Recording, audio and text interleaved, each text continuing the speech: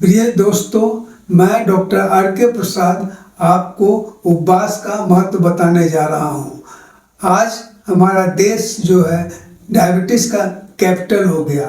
अगर हम उपवास करें तो हम डायबिटीज़ से छुटकारा पा सकते हैं। डायबिटीज़ में होता क्या है कि लोगों की आम धारणा बन गई है कि 2-2 घंटे पर हमको खाना खाना है।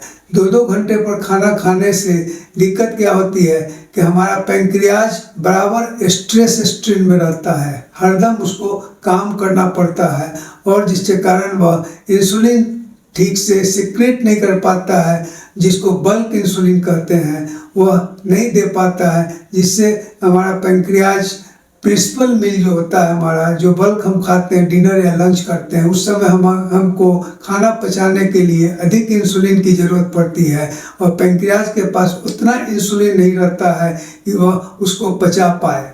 हम जो भी कार्बोहाइड्रेट खाते हैं वह हमारे सेल के अंदर जाता है और सेल उससे एनर्जी लेता है। अगर कार्बोहाइड्रेट हमारे सेल में नहीं जाए तो सेल की क्षमता खत्म हो जाएगी और अगर ज़्यादा कम जाए तो हमारी मौत भी हो सकती है। सेल में शुगर जाने के लिए इंसुलिन की ज़रूरत पड़ती है। इंसुलिन एक कैरियर का काम करता है। अगर हमारा ब्लड ग्लूकोज से सराबोर है तब इंसुलिन को वह शुगर एक्सेप्ट नहीं करता है, सेल इंसुलिन फेल कर जाता है, सेल सब अपना दरवाज़ा बंद कर लेता है इंसुलिन के लिए और इसके कारण ब्लड शुगर हमारा बढ़ने लगता है। ब्लड शुगर अगर हमारा बढ़ गया तब अब तो इंसुलिन के लिए एक समस्या हो गई कि अब हम शुगर को क्या करें, तो वह लीवर को फिर डायरेक्ट करता है कि जो है सो तुम इसका उपाय करो। लीवर जो है सो अपने एंजाइमेटिक एक्शन से उस शुगर को ट्राइग्लिसराइड्स फैट में कन्वर्ट करता है। फैट जो है सो डिफरेंट प्लेसेस में जमा हो जाता है। इसलिए हमारा फ्रीक्वेंट मील जो है सो एक गलत कंसेप्ट है। फ्रीक्वेंट मील जो है सो हमको पैंक्रियाज को ठीक से काम करने नहीं देता है, सेल्स रेजिस्ट करने लगता है, इंसुलिन रेजिस्टेंस हो जाता है जो डायबिटीज़ का कारण है। फिर जो है सो फैट में जो कन्वर्सन होता है हमारे पूरे शरीर में वो जमा हो जाता है, फैटी लीवर हो जाता है, ब्लड वेसल्स में जमा हो जाता है और इसके तरह तरह के कॉम्प्लिकेशंस होने लगते हैं।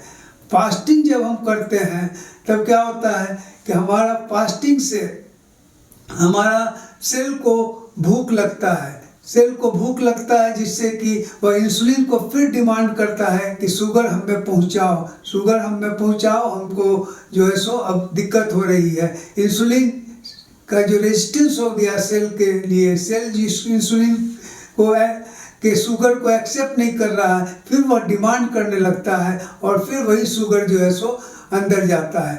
इसलिए इंसुलिन रेजिस्टेंस जो एक प्रमुख कारण है डायबिटीज़ का, उसके लिए आपको भूखा रहना होगा, भूख को मजा लेना होगा। भूख लगने से इंसुलिन शुगर को सेल में डाल पाता है और इंसुलिन रेजिस्टेंस में कमी हो जाती है।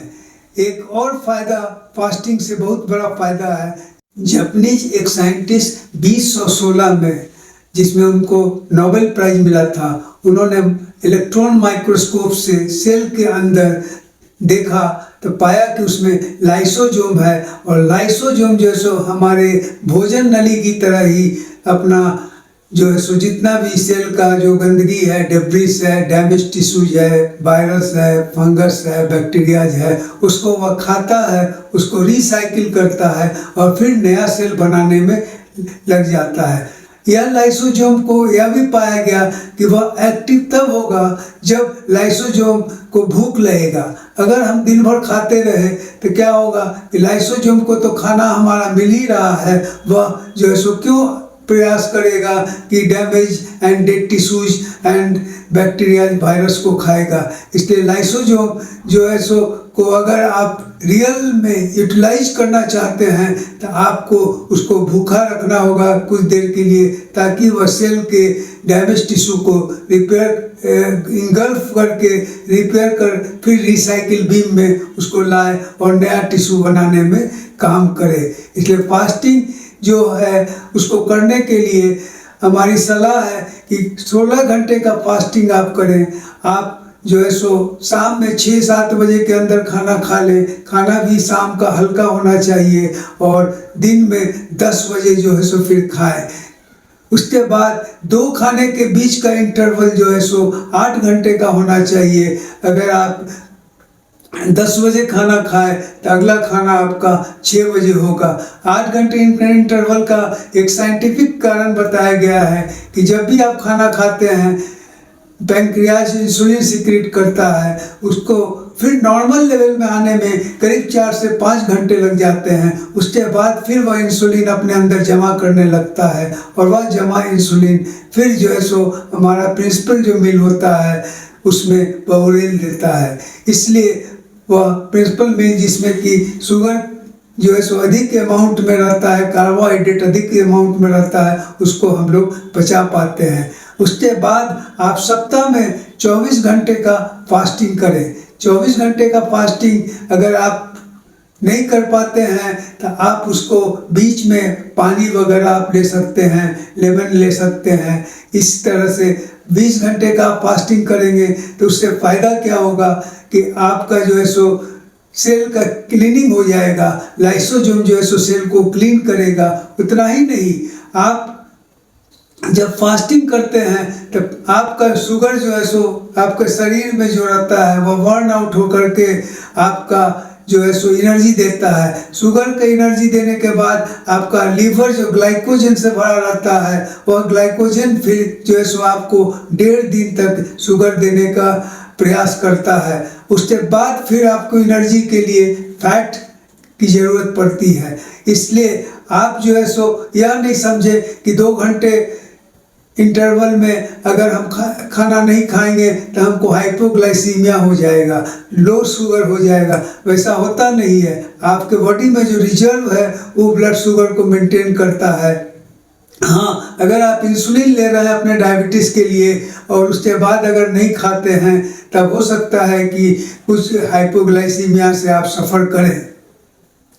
इसलिए जो है सो आप फास्टिंग के महत्व को समझें। फास्टिंग आपका क्लीनर है। फास्टिंग आपके सेल के लाइसोसोम को क्लीन करने का मौका देता है और आपको स्वस्थ बनाता है।